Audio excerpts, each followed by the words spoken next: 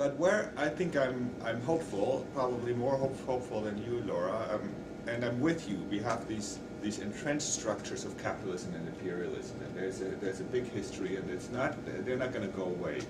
But I'm also assuming in the book a dialectical approach, realizing that things are continuously shifting, and there's also the dialectical pendulum that swings from one direction in the other direction. So I would hope that once it swings in this direction and reaches its peak, that it swings back, and in this back swing, I think that hopefully work like ours, but probably more the activist work that are actually connected with things that matter, that can make a contribution.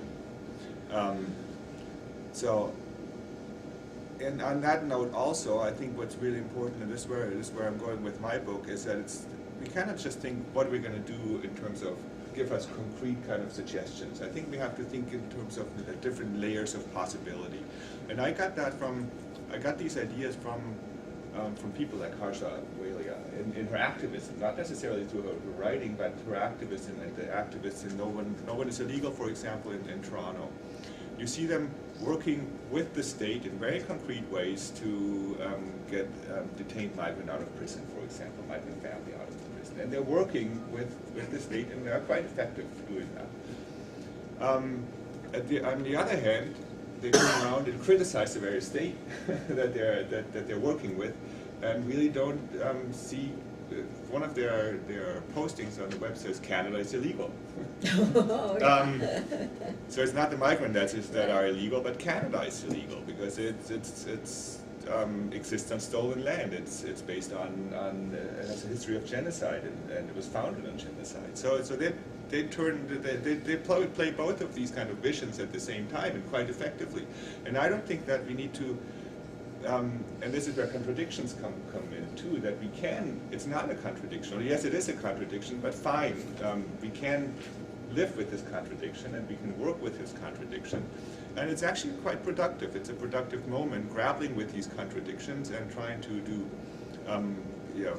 casework and very important immediate ad hoc work that is important for families, at the same time where we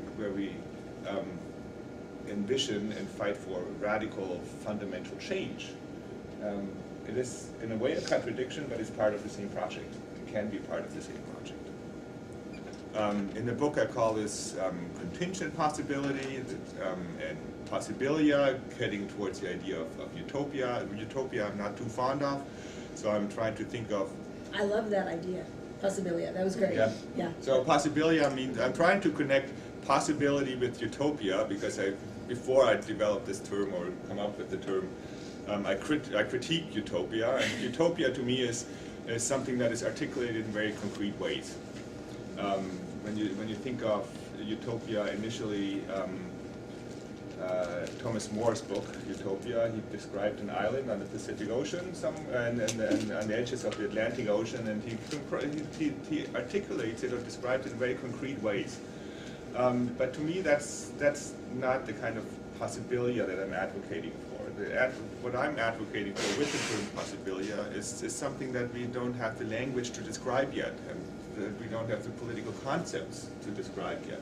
So it's something that we cannot imagine. Whereas the contingent possibility would be working with the structures, with the state, for example, to advocate for open borders, to make things immediately better.